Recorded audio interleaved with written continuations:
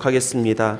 우리 창세기 50장 15절부터 21절 말씀 같이 봉독하겠습니다. 요셉의 형제들이 그들의 아버지가 죽었음을 보고 말하되 요셉이 혹시 우리를 미워하여 우리가 그에게 행한 모든 악을 다 갚지나 아니할까 하고 요셉에게 이르되 당신의 아버지가 돌아가시기 전에 명령하여 이르기를 너희는 이같이 요셉에게 이르라. 내 형들이 내게 악을 행하였을지라도 이제 바라건대 그들의 허물과 죄를 용서하라 하셨나니 당신 아버지의 하나님의 종들인 우리 죄를 이제 용서하소서 하매 요셉이 그들이 그에게 하는 말을 들을 때에 울었더라. 그의 형들이 또 친히 와서 요셉의 앞에 엎드려 이르되 우리는 당신의 종들이니이다. 요셉이 그들에게 이르되 두려워하지 마소서. 내가 하나님을 대신하리이까. 당신들은 나를 해하려 하였으나 하나님은 그것을 선으로 바꾸사 오늘과 같이 많은 백성의 생명을 구원하게 하시려 하셨나니 당신들은 두려워하지 마소서. 내가 당신들과 당신들의 자녀를 기르리이다 하고 그들을 간곡한 말로 위로하였더라. 아멘. 하나님의 말씀입니다. 오늘 주시는 이 말씀으로 말씀의 은혜 함께 나눌 때에 오늘 예배의 자리에 나오신 모든 분들을 통해 하나님 역사하시고 은혜 주실 줄로 믿습니다. 우리 말씀 나누기 전에 옆에 있는 분들과 먼저 인사 나누겠습니다. 잘 오셨습니다. 반갑습니다. 귀한 예배의 자리에 나오신 우리 모든 분들을 예수님의 이름으로 환영하고 또 축복합니다. 방학이 되니까 잠깐 온 우리 자녀들도 있고 또 여러 모양으로 이렇게 예배의 자리에 오셨는데요. 저는 이 예배의 자리가 우리 모든 믿음의 가족들에게 하나님의 은혜의 자리가 되는 그런 축복이 저와 여러분들 모두에게 임하실 줄로 믿습니다. 한 주간 잘 보내다 오셨죠? 우리가 지난 주일은 1월 1일로 시작을 해가지고 1월 1일이 주일이다 보니까 뭐 정신없이 어떻게 하다 보니까 일주일이 그냥 쑥 지나가 버렸어요. 그래서 한 주를 우리가 보내고 또 이제 두 번째 주일을 맞이하게 되었는데 매 주마다 정말 하나님의 은혜 안에서 살아가는 우리 성도님들 되셨으면 좋겠습니다. 지난 주에 이어서 말씀 계속 말씀 나누도록 하겠습니다. 여러분 성경은 구원에 대해서 말씀하십니다. 창세기부터 요한계시록까지 66권의 말씀들이 있고 각 장르마다 또 말씀마다 시대마다 시기마다 다 다른 말씀들을 하고 있지만 일목요연하게 한 가지 분명하게 말씀하고 있는 것은 구원에 대해서 당신의 백성들을 구원하시려고 하는 하나님의 계획과 섭리에 대해서 말씀하고 있습니다. 여러 장르가 있지만 목적은 분명하죠. 하나님의 백성들을 구원하시고자 하는, 저와 여러분들을 구원하시고자 하는 하나님의 계획과 섭리가 이 성경 말씀, 하나님의 말씀 안에 담겨져 있습니다. 그래서 이 말씀을 통해서 구원받는 하나님의 백성이 되라 라고 하는 것이 모든 설교, 모든 말씀, 모든 믿음의 주제가 될 수밖에 없는 것입니다. 교회도 마찬가지죠. 여러분, 교회는 어떤 사람들의 모임입니까?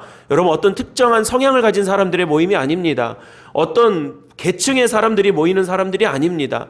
저와 여러분들이 또 여러분들과 여러분들 사이가 다 똑같은 생각을 가지고 있어서 이 자리에 이렇게 모여진 것이 아닙니다.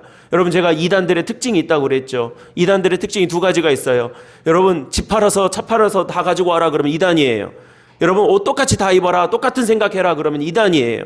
여기 계신 분들 다 생각이 다르고 다 입장이 다르고 다 성향이 다르지만 예수 그리스도의 십자가의 은혜와 구원이라고 하는 그 은혜만으로도 하나 될 수 있는 것이 교회인 거예요. 여러분, 교회를요 어떤 집단으로 생각하면 절대 하나님의 구원의 역사를 우리가 볼 수가 없습니다. 그래서 여러분, 교회의 신비죠. 여러분, 우리 세계 교회 협의회라는 것도 있어요. 전 세계에 있는 여러 교단들이 모여 있는 세계의 교회 협의회예요.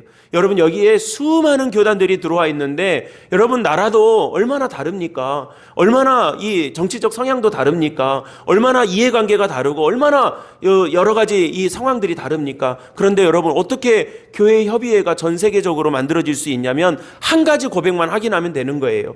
예수 그리스도가 우리의 주님이십니다 라고 하는 이 고백 하나만으로 우리가 회원 교단이 될 수가 있는 것입니다. 이게 아니면요, 여러분, 우리가 성례전도 다 다르고요, 예배 방식도 다르고요, 찬송도 다르고요, 여러분 입는 옷도 얼마나 다른지 몰라요. 여러분, 제가 지금 이렇게 가운을 입고 이 후드를 착용하고 있지만, 스토어를 착용하고 있지만, 여러분 이것도요, 나라마다 또 어떤 교회마다 이 모양이 얼마나 다른지 몰라요. 십자가, 우리 이렇게 생겼잖아요. 여러분, 이 십자가 모양이요, 나라마다 얼마나 다르게 생겼는지 몰라요. 여러분, 이 가로줄이 한 줄인 십자가가 있고요, 두 줄인 십자가가 있고요, 세 줄인 십자가가 있고요, 정사각형인 십자가가 있고요. 십자가 모양도 나라마다, 교단마다 얼마나 다른지 몰라요. 여러분, 우리 한국 교회 안에서도요, 십자가를 걸어야 된다, 십자가를 걸지 말아야 된다, 이걸로요, 교단이 나눠지기도 했어요. 그러니까 이렇게 달라요. 이렇게 다르지만 그럼에도 불구하고 한 가지 고백을 같이 하는 거죠. 우리 같이 사도신경으로 우리 신앙을 고백하지 않았습니까? 나는 전능하신 아버지 하나님, 천지의 창조주를 믿습니다. 나는 그의 유일하신 아들 우리 주 예수 그리스도를 믿습니다. 이 믿음이 같으면 모양이 달라도, 생각이 달라도, 입장이 달라도, 이해관계가 좀 달라도 우리가 한 형제요 자매라고 말할 수 있더라는 것입니다. 그러니까 여러분, 이런 구원의 역사를 계속해서 하고 있는 말씀이 성경이고, 그 성경의 믿음의 고백을 고백하는 믿음의 사람들이 교회를 이루고 있는 것입니다. 그래서 여러분, 교회는 어떻게 해서든지 우리의 영혼을 구원받고 정말 그 은혜 안에서 살아가는 것이 어떤 것인지에 우리의 관심과 우리의 삶과 우리의 사역이 집중되어 있어야 하는 것입니다.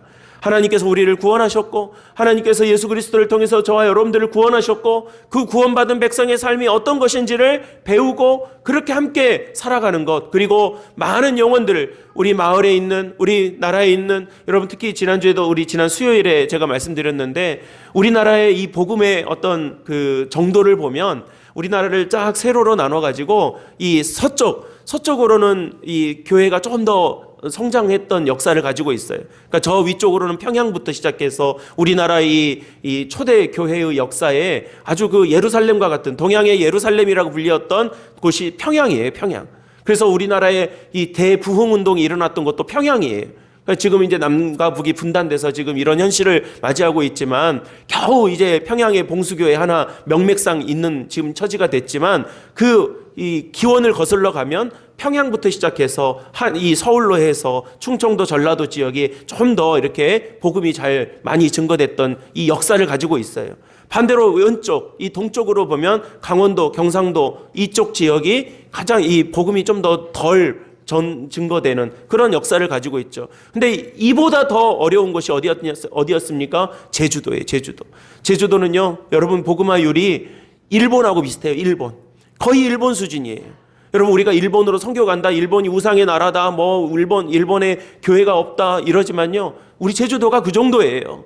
지금 그런 이 상황들을 우리가 직면하고 있는 것이죠. 그런데도 여러분들이 이 믿음의 재단에 나와서 함께 예배하고 우리가 하나님의 은혜 안에서 살아간다는 것은 놀라운 축복이고 하나님의 은총인 것이죠. 그래서 여러분, 우리의 관심은 어디에 있어야 됩니까? 어떻게든 한 영혼이라도 우리 믿음의 사람들의 영혼들이, 또 우리 이웃들의 영혼들이, 예전에 우리 권사님이 그런 고백을 하시더라고요. 우리가 교회에 붙어 있는 집들을 위해서 기도하신대요. 교회 동쪽에 있는 누구네 집, 교회 서쪽에 있는 누구네 집, 교회와 벽을 대고 있는 이 집들이 예수 믿고 구원받기를 기도하고 계신다는 거예요. 얼마나 감사한 기도고 은혜로운 기도예요. 여러분, 오늘 집에 가셔가지고요, 그렇게 한번 기도해 보세요. 하나님, 내 옆집에 있는 누구네 집, 오른쪽에 있는 누구네 집, 남쪽에 있는 누구네 집, 북쪽에 있는 누구네 집을 위해서 여러분, 우리가 기도할 수 있고, 우리가 믿음의 영혼의 구원을 위해서 소망을 가질 수 있는 그런 우리 성도들이 될 때 하나님께서 좋은 열매들을 우리에게 맺어주시더라는 겁니다. 피켓 들고 띠두르고 거창하게 북치면서 전도하지 않아도 내 옆집에 있는 사람들을 긍휼히 여기고 그들을 위해서 기도할 수 있는 저와 여러분들이 될 때 하나님의 은혜가 거기에서 만들어지는 거죠. 교회는 이런 데에 관심을 갖는 거예요.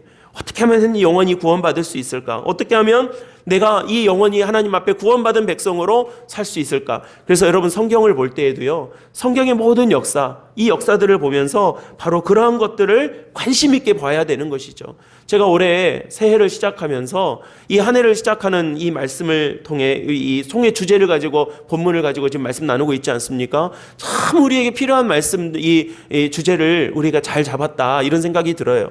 여러분, 가을이 되면요, 주제 선정위원회가 총회에서 열립니다. 그러니까 내년의 주제를 위해서 교단의 아주 어르신들이, 아주 중요한 역할을 하시는 분들이 모여서 내년 주제를 무엇으로 삼을까, 이게 그냥 만들어진 게 아니에요. 오늘 우리 주보에 보시면 우리 예배 순서 맨 아래 보면 1년 내내 여기 적혀 있는데 잘 안 보셨죠? 2023년 한국 기독교 장로회 및 사교교회 주제 표고 해서 뭐라고 되어 있습니까? 주의 사랑으로 우리를 구하소서. 그러니까 이 주제가 그냥 나오는 게 아니에요. 여러 사람이 기도하고 회의하고 신앙적으로 검토하고 논의하고 해서 나온 이 문구가 이런 문구들이에요. 그래서 우리 달력에도 보시면 우리 신앙의 주제 딱 나와 있고요. 주보에도 보시면 여기 항상 예배 아래에다가 기재를 해놓는 이유가 바로 그런 데 있는 것이죠. 여러분, 우리의 관심이 그런 데 있어야 되는 것이에요. 우리를 구원하시는 하나님, 우리를 살려주시는 하나님, 우리를 여러 가지 상황 속에서도 우리를 인도하시는 하나님에게 우리가 관심을 갖고 거기에 초점을 맞춰서 하나님의 말씀을 보고 세상을 바라보고 우리의 믿음을 고백할 수 있어야 되는 것입니다. 교회가요, 이거 말고 다른 것에 관심을 가지면, 다른 데에 관심이 더 많으면 하나님이 주시려는 거하고 내가 원하는 거하고 안 맞아요. 삐걱대는 거예요. 그래서 부서질 수밖에 없는 것이죠. 말씀드렸지만 올해 우리 교단의 총회 주제 표어이자 우리 사교교회의 신앙 주제는 주의 사랑으로 우리를 구원하소서입니다. 본문은 창세기 50장입니다. 세 본문이 있는데 오늘 첫 번째 본문을 지난주와 이번 주에 나누고 있습니다. 요셉의 이야기예요. 지난주에 이어서 우리 요셉의 이야기 같은 본문으로 한 번 더 나누고자 합니다. 여러분, 요셉의 삶은 말 그대로 하나님께서 구해 주신 그런 삶이었습니다. 그가 말년에 그의 인생의 모든 상처와 아픔들을 잘 이겨낼 수 있었던 것도 아버지 돌아가시고 나서 그의 형들과 오늘 본문에 여러분들이 같이 읽으셨던 것처럼 마지막에 이렇게 해피엔딩으로 창세기 50장의 마지막을 이렇게 아름다운 모습으로 마무리할 수 있었던 것도 여러분, 하나님께서 구원해 주신 이야기의 결말이지, 요셉이 성품이 좋아가지고 그의 인격이 막 성숙해가지고 그렇게 해서 된 것이 아니에요. 여러분, 요셉의 어린 시절 이야기 알잖아요. 제가 지난주에도 말씀 나눴지만 요셉은요, 정말로 이기적인 사람이었어요. 눈치도 없는 사람이에요. 꿈을 꿔서 자기한테 좀 좋은 꿈이면 혼자 알고 있으면 되겠는데 그거 가서 쪼로록 가서 이야기해가지고 형들 다 속을 뒤집어 놓는 그런 사람이었어요. 한 번 해가지고 형들이 뭐라고 했으면 두 번째 비슷한 꿈 꾸면 그만해야 될 텐데 두 번째 또 꿈 꿔가지고 쪼로록 가가지고 이야기해가지고 아주 그냥 미움을 받았던 그런 눈치 없는 사람이었어요. 여러분, 그런 요셉이 인격적으로 도덕적인 노력을 해가지고 아니면 나중에 총리가 돼서 자기가 출세했으니까 힘을 갖게 되었으니까 내가 좀 베푼다, 내가 어떤 윤리적인 시혜를 베푼다, 이런 차원에서 지금 이런 모습을 만들어낸 것이 아니었습니다. 소위 말하는 노블리스 오블리주 같은 그런 모습이 아니더라는 것입니다. 여러분, 이 모든 역사와 이 모든 인생과 모든 삶의 여정은 다 무엇이었습니까? 요셉 자신을 하나님의 사랑으로 구해주신 하나님을 경험했기 때문에, 나를 노예로 팔려갔을 때에도, 감옥에 갇혔을 때에도, 내가 억울한 누명을 썼을 때에도, 내가 아플 때에도, 왕의 앞에서 테스트를 받아서 목숨이 간당간당하고 죽을 수도 있는 그런 절체절명의 순간에도 누가 그를 구해줬습니까? 하나님께서 자기를 구해주신 믿음의 역사를 경험했기 때문에, 여러분, 마지막에 형들 앞에서 뭐라고 말했습니까? 19절과 20절에 나오죠. 내가 어떻게 하나님을 대신할 수 있겠습니까? 내가 어떻게 하나님 노릇을 할 수 있겠습니까? 라고 요셉이 고백할 수 있었던 거예요. 형들에게 말합니다. 당신들은 나를 해치려고 하였지만 하나님은 선으로 바꿔주셨다라고 하면서 마지막 21절에 보면 여러분, 요셉이 형들에 대해서 간곡히 위로했더라 그래요. 여러분, 지금 누가 간곡해야 될 상황입니까? 지금 형들이 아버지 돌아가시고 나니까 자기들 죽을 수도 있다라고 위기를 느꼈잖아요. 그러면 여러분, 총리가 된 요셉이 간곡해야 됩니까? 아니면 출세한 동생에게 예전에 했던 서운한 일로 인해서 죽임을 당할 수도 있다라고 생각하고 판단된 형들이 간곡해야 되겠습니까? 우리가 인간적으로 보면 형들이 간곡하잖아요. 그런데 여러분, 성경은 무엇을 우리에게 보여주고 있습니까? 요셉이 간곡하게 형들을 위로하고 있는 거예요. 하나님께서 자기를 구원해 주셨다라는 것을 알았기 때문에 요셉이 이럴 수 있었던 것입니다. 여러분, 우리가 요셉의 이야기를요, 어떤 고진감래 또는 세옹지막 아니면 애굽의 총리까지 올라간 출세의 스토리로 이 말씀을 보면, 여러분, 이 창세기 거의 한 3분의 1을 차지하고 있는 이 요셉의 이야기가요, 정말 별 영양가 없는 말씀이 될 수밖에 없습니다. 그래서 지난주에 우리는 이 구원의 과정에서 하나님은 무슨 일을 하셨는가 라고 하는 것에 주목해서 말씀을 보셨고요. 여러분, 하나님 뭐 하셨어요? 하나님께서는 우리에게 되어지는 일들을 선으로 바꾸셨다고. 요셉의 마지막 고백이잖아요. 내가 이런 일을 겪었고 이런 일을 겪었고 이런 일을 겪었지만 사람이 계산하고 사람이 생각해 볼 때는 이건 끝난 것이었고 이거는 실패한 것이었고 이거는 내 마음대로 안 된 것이었지만 하나님이 뭘로 싹 바꿔주시는 거예요? 하나님께서 선, 굿, 좋은 것으로 바꿔주셨다는 거예요. 여러분, 저는요, 우리 사객교회 성도들과 우리 믿음의 가족들이 정말 이 믿음의 신비를 매일매일 목도하면서 살아가는 그런 축복받은 성도들이 되시기를 주님의 이름으로 간절히 축복합니다. 축복받았다는 게 뭐예요, 여러분?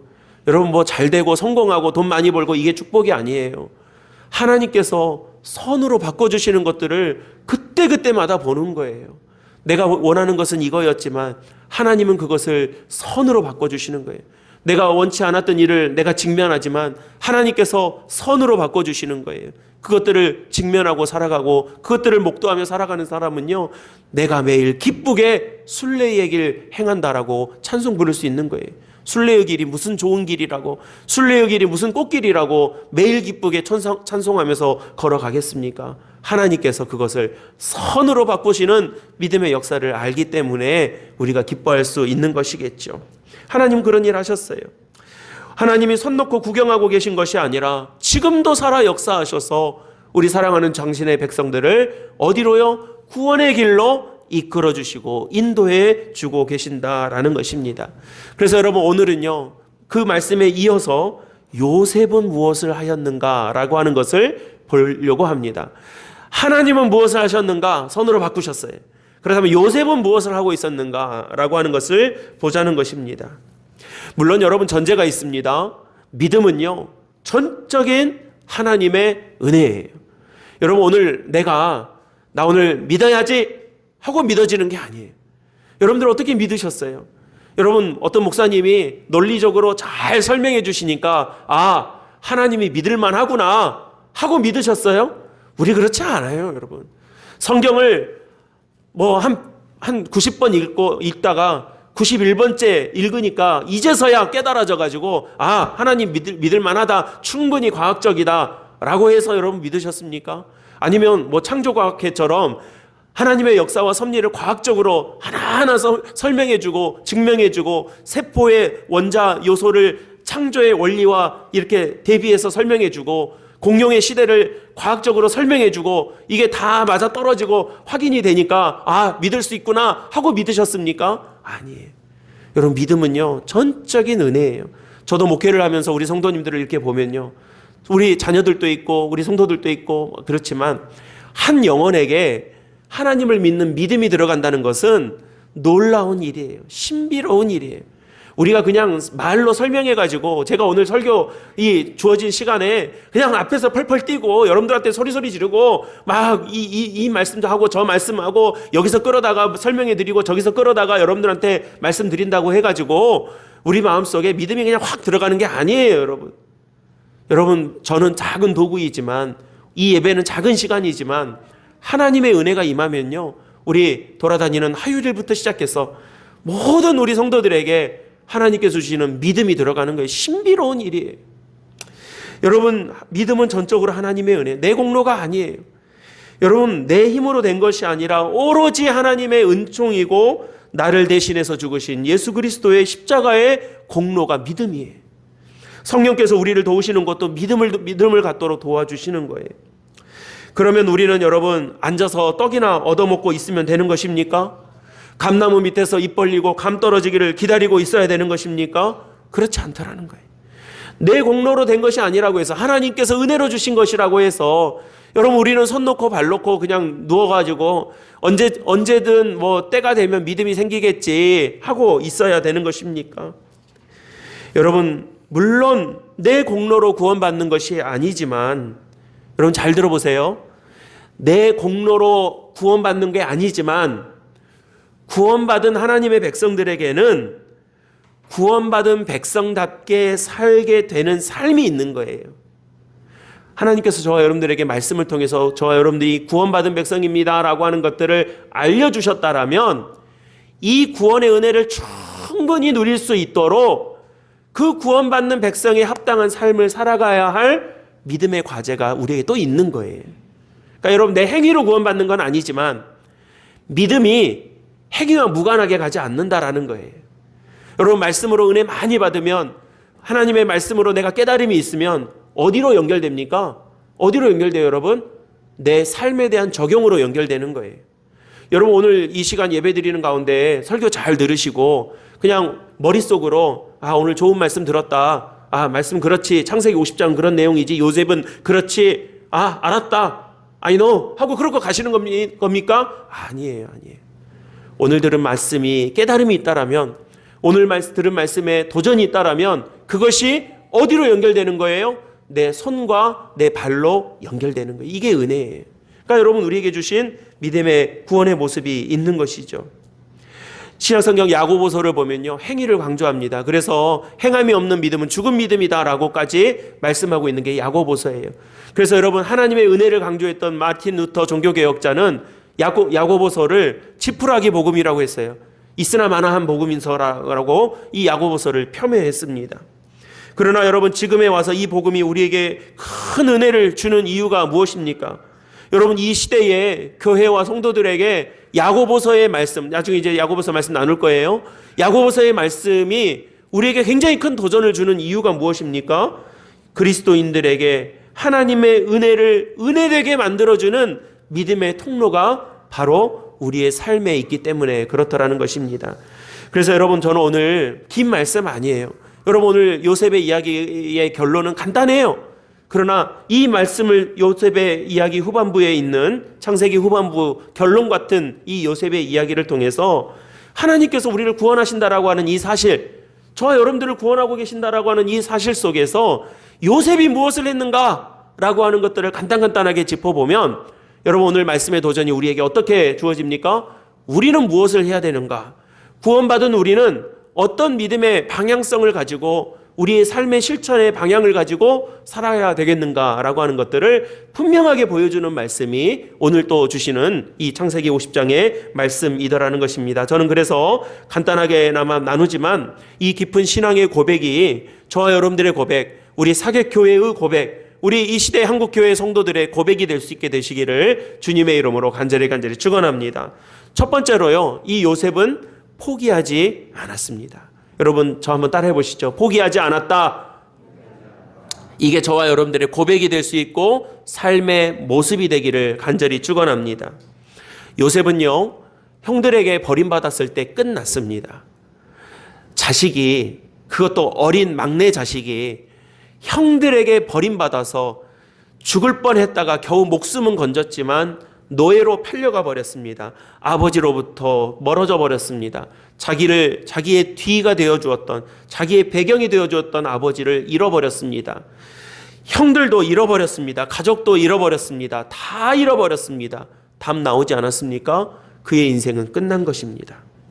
먼 나라로 노예로 팔려갔으니 그 시대에 노예가 되었다라고 하는 것은 이제 다시 돌아올 수 없는 인생의 끝으로 가버린 것입니다.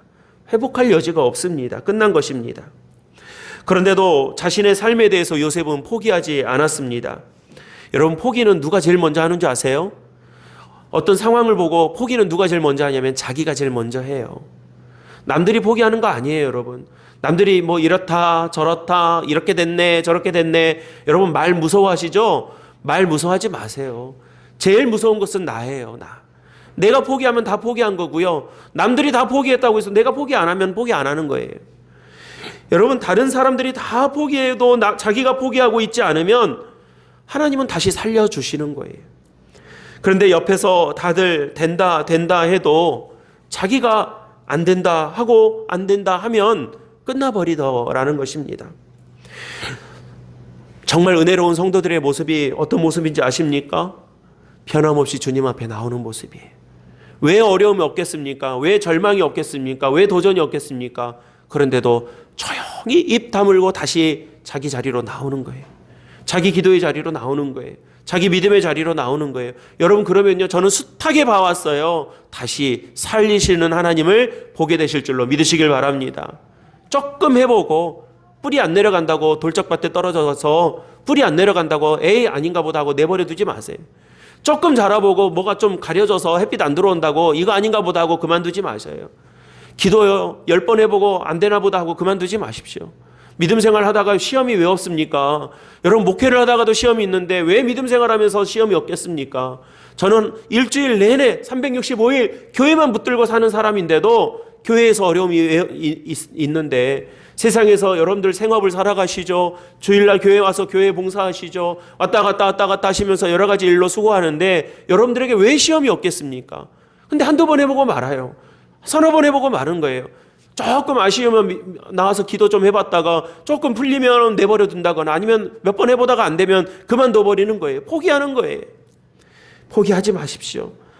요셉은요 끝까지 포기하지 않았습니다. 그가 감옥에 가서도 열심히 살았습니다. 왜 그랬습니까?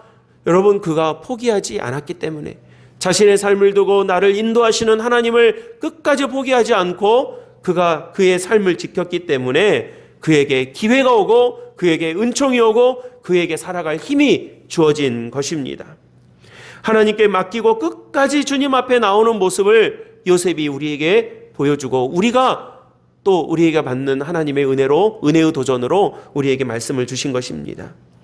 여러분 다시 살리시는 하나님의 역사와 은혜와 온 몸과 마음으로 은혜를 온 몸과 마음으로 경험하게 되는 우리 사랑하는 사개교회의 모든 예배자들이 다 되시기를 주의 이름으로 간절히 축복합니다. 두 번째는요, 이 요셉이 시선을 놓치지 않았어요. 시선이 뭡니까 여러분? 내 눈이 가는 곳이 시선이에요. 시선. 그래서 여러분 우리가 무슨 발표를 한다거나 브리핑을 한다거나 할 때 시선 처리가 중요하잖아요. 사람과 사람 사이에 대화할 때도요, 시선이 불안하면 대화가 잘 안 됩니다. 그래서 우리 동양권 문화에서는요, 요즘 이제 우리 젊은 세대들은 이제 잘 하더라고요. 근데 우리 어르신들 세대만 해도 눈을 보고 이야기하는 것을 잘 못했어요. 그래서 눈을 보고 이렇게 대답을 하거나 눈을 보고 이야기를 하면 옛날에 어른들은 뭐라고 그러셨어요? 눈 치켜뜬다고 그랬어요. 치켜뜬다고. 눈 똑바로 쳐다본다고. 어디서 눈 똑바로 쳐다보고 그런다고 막 혼나기도 하고 그랬었어요. 근데 이제는 우리가 눈을 보고 정말 이 시선을 잘 보고 대화를 나누는 것을 중요하게 생각합니다. 저도 신학교 다닐 때요, 이 신학대학원 다닐 때 앞에 이렇게 그 설교 실연이라는 과목이 있어요. 뭐냐면 설교를 써 와가지고 우리 같은 동급생 학생들 앞에서 설교를 해보는 거예요. 제일 어려운 게 뭐냐면요, 시선 처리가 제일 어려운 거예요. 누구를 쳐다봐야 될지를 모르겠는 거죠. 누구를 친한 사람을 쳐다보면 민망하고 안 친한 사람을 쳐다보면 쑥스럽고 이게 민망해서 시선을 어디다 둘지를 모르겠는 거예요. 그때 우리 교수님이 뭐라고 말씀하시냐면 보통 교회들 뒤에 보면 저희도 저 뒤에 시계가 있는데 시계 쳐다보라는 거예요. 시대. 그러면 이쪽에서 볼 때도 시선이 이렇게 회중을 바라보는 것처럼 자연스럽고 또 여기서 볼 때도 그냥 누구를 이렇게 딱 눈을 마주치고 보기가 어렵지 않고 그렇다 그래요. 저는 우리 성도님들 보면서 이야기하는 것이 아무렇지도 않은데 처음에는 그게 너무 어려우니까 이 시선을 맨 뒤에 있는 사람 이마를 보라고 아니면 뒤에 있는 시계를 쳐다보라고 이렇게 배웠던 기억이 납니다. 그러니까 여러분 사람이요, 시선이 중요해요. 어디를 쳐다보느냐, 무엇을 바라보느냐. 근데 영적인 시선도 있어요. 영적인 시선. 영적인 시선이 무엇입니까? 내 마음이 어디를 바라보고 살아가는 거예요. 여러분 우리의 눈이요 매우 약합니다. 그래서 우리 개신교, 우리 개혁교회 전통에서는 이 교회 예배당이 심심하게 생겼잖아요. 그냥 네모 반듯하고 그냥 벽화도 없고 우리는 이제 뭐 이렇게 쭉 있고 이쪽은 이제 햇빛 때문에 가려졌지만 사실 우리 교회 이 스탠딩 글라스 뭐 오리지널은 아니지만 이 스티커로 붙인 거지만 이쪽에서부터 나중에 이제 한번 걷어서 보여드릴게요. 이쪽에서부터 이렇게 돌아가지고 여기까지 어떤 모습이냐면 예수님의 생애를 쭉쭉쭉쭉쭉 해서 유리창 10장에다가 쭉 그려놓은 거예요. 그러니까 옛날에는 중세 때는요. 이 사람들이 글을 잘 모르니까 또 옛날에는 성경이 이 라틴어였지 않습니까? 그래서 또 사제가 아니면 성경을 못 읽겠어요. 그러니까 이 글을 모르니까 성경의 내용을 잘 모르는 거예요, 사람들이. 그래서 어떤 방법을 썼냐면 그림을 그려놨어요. 예수님의 생애가 여기서 이렇게 태어나고 이렇게 승천하셨고 저렇게 십자가에 달리셨고 저렇게 골고다로 끌려가셨고 저렇게 겟세마네 동산에서 기도하셨거든요. 옆에 한번 보세요. 괜찮아요. 옆에 보세요. 저쪽 겟세마네 동산에서 기도하시는 그림이 있죠. 그 다음에 십자가로 들고 가시는 그림이 있죠. 십자가에 달리신 그림이 있죠. 부활해서 승천한 그림이 있어요. 여기 보면은 이제 예수님 태어나신 그림이 있고요. 세례 받은 그림이 있고요. 이렇게 쭉쭉쭉쭉 있어요. 그러니까 그런 거 보고 사람들이 예수님이 이렇게 태어나셨구나. 이렇게 사역하셨구나. 저렇게 살리셨구나. 저렇게 십자가에 달리셔 죽으셨구나. 이렇게 부활하셨구나. 이걸 보고 알았던 거예요. 그래서 이제 카톨릭 성당이나 또 이제 그리스 동방 정교회나 이런 데는요. 그림이 얼마나 이 아름다운 그림들이 교회에 많은지 몰라요. 그 이쁘라고 한 것이 아니라 그런 그림을 보고 이 눈을 거기에 두고 거기에 이 마음을 두고 또 그것을 보면서 예수 그리스도의 생애와 마음의 은혜를 깨달으라고 그림들이 이렇게 많이 있는 거예요. 동상이 많았던 이유도 우상 숭배하라고 그렇게 한 것이 아니라 그 동상을 보고 사도 바울의 모습이 이랬구나. 또 예수님께서 이렇게 하셨구나. 이런 걸 시각적으로 배우라고 주어진 이 모습이었던 것이죠. 이 시선이 중요하기 때문에 그렇습니다. 시선이. 여러분 왕의 앞에서요 요셉이 꿈을 마치고 회몽해야 되는 일은 목숨이 걸린 일이었습니다. 잘못하면 죽는 일인 거예요. 눈치 빠르게 주위를 살펴봐야 했습니다. 왕의 표정은 어떠했는지, 신하들의 표정은 어떠한지, 지금 상황은 어떠한지, 분위기는 어떠한지 빨리빨리 주변을 살펴보고 눈치를 봐야 되는 상황에서 여러분 요셉은 시선을 어디에다 뒀습니까? 하나님께 두었다는 거예요. 왕이 꿈을 맞춰보라, 꿈을 해몽해보라 그러니까 요셉이 뭐라고 왕에게 대답하냐면 이것은 내가 할 수 있는 것이 아니라 하나님께서 하시는 것입니다 라고 대답을 합니다. 시선이 하나님께 있는 거예요. 여러분 성경에 있는 여러 위기의 순간들을 보십시오. 제가 오늘 요셉뿐만이 아니라 성경 창세기부터 요한계시록까지 이 아브라함의 이야기부터 마지막에 사도 요한의 이야기까지 보면요. 숱한 위기의 순간들과 장면들이 나와요. 그럴 때마다 여러분 어떻게 그것들을 이겨냈는지 그 공통점을 잘 보십시오. 어떻게 이겨내던가요? 모세로 가볼까요? 모세 한 명만 이야기해 볼까요? 모세가요 애굽에서 나와가지고 홍해를 만났어요. 홍해를 만나서 앞에는 바다, 뒤에는 쫓아오는 이 애굽의 군대, 앞으로 가도 죽고 뒤로 가도 죽고 어떻게 해도 죽고 가만히 있어도 죽고 움직여도 죽는 그런 상황에 직면하게 된 거예요. 그때 하나님께서 뭐라고 말씀하십니까? 너희는 가만히 서서 하나님께서 하시는 일을 뭐하라고 그래요? 보라 그래요. 보라. 그러니까 여러분 가만히 서가지고 감 따먹어라, 감 떨어진 거 먹어라 그 말이 아니라 눈을 어디다 두라는 거예요? 하나님이 하시는 일에다가 보라는 거예요. 여러분 성경을 우리가 자주 봐야 되는 이유가 어디에 있습니까? 성경 말씀을 통해서 하나님이 행하시는 일을 보는 거예요. 여러분 육신의 눈으로 보는 것도 있지만 우리 마음의 눈을도 우리가 무엇을 향해서 볼 때 하나님의 은혜와 은총과 축복을 우리가 함께 누릴 수 있습니까? 하나님을 볼 때 누릴 수 있는 거예요. 내내 하나님 쳐다보지도 않다가 어려울 때만 하나님 바라보는 것이 아니라 내 평소의 삶 가운데 여러분 시편 3편 말씀에 내가 누워 자고 깨어 일어났으니 주님의 은혜로다 라고 고백하지 않습니까? 저녁이 되고 아침이 되임이 하나님께서 참 보시기에 좋았더라 그래요. 시선이 어디에 가 있는가, 시선을 어디에 두는가가 중요한 거예요. 여러분 믿음의 시선을 놓치지 않게 되시기를 간절히 바랍니다. 눈이 가는 것을 시선이라고 하고 몸이 가는 것을 동선이라고 합니다. 눈이 가는 쪽으로 몸이 가고 마음이 가고 거기에 돈이 따라가고 거기에 우리의 인생이 따라가고 있는 거예요. 사람들은 세상의 시선을 여기저기에다 두고 살아갑니다. 어떻게 하면 좀 더 내가 재미가 있는 곳에 재미가 있는가 하고 거기에 시선을 둡니다. 어떻게 하면 쾌락을 누릴 수 있을까 하고 거기에 시선을 희끗희끗 쳐다봅니다. 어디에 가면 돈이 좀 생길까, 어느 쪽으로 가는 것이 돈이 좀 되나 하고 거기에 시선을 둡니다. 나쁜 것은 아니지만 하나님을 바라보지 아니하고 그것들에 우리가 몰입이 된다면 우리의 시선이 가는 쪽으로 하나님의 은혜를 받는 것이 아니라 세상의 이 길로 빠질 수밖에 없는 것입니다. 저는 사랑하는 우리 믿음의 가족들이 하나님의 은혜 안에서 살아갈 때 여러분들이 영혼의 시선, 하나님의 은혜의 시선들을 갖고 하나님 앞에 끝까지 나아갈 수 있는 믿음의 종들이 다 되시기를 예수님의 이름으로 간절히 축원합니다. 마지막 세 번째는 여러분, 요셉은요 하나님의 방법을 끝까지 신뢰했습니다. 여러분, 살다 보면 내가 10분 양보하더라도 다 양보해도 이것은 안 되겠다 싶은 것이 남아있을 때가 있지 않습니까? 내가 이것도 양보하고 저것도 양보하고 이것도 내가 하고 빼고 했는데 이거는 내가 안 돼, 이거는 내가 할 수 없어 라고 할 수 있는 그 마지막 선이 있을 수 있지 않습니까? 요셉에게는요 아마 형들이 그런 존재였을 것 같습니다. 형들이 그런 존재이지 않았을까 싶습니다. 형들도 그것을 알았으니까 아버지가 돌아가시자마자 득달같이 달려와서 아버지가 이런 부탁을 생전에 하지 않으셨느냐라고 이렇게 지금 간청을 하고 있는 것입니다. 동생에게, 자기가 죽이려고 했던 동생에게 달려와서 우리 좀 살려달라고, 아버지가 우리 살려달라고 했었다고, 우리 생전에 우리가 했던 못난 짓들 다 알고 있는데 아버지가 그거 돌아가신 이후에 그거 가지고 흠집 잡지 말라고 아버지가 부탁하지 않았냐고, 지금 자기들이 죽이려고 했던 동생한테 찾아와가지고 그런 부탁을 하고 있는 거예요. 그러니까 이 상황을 알고 있는 거예요.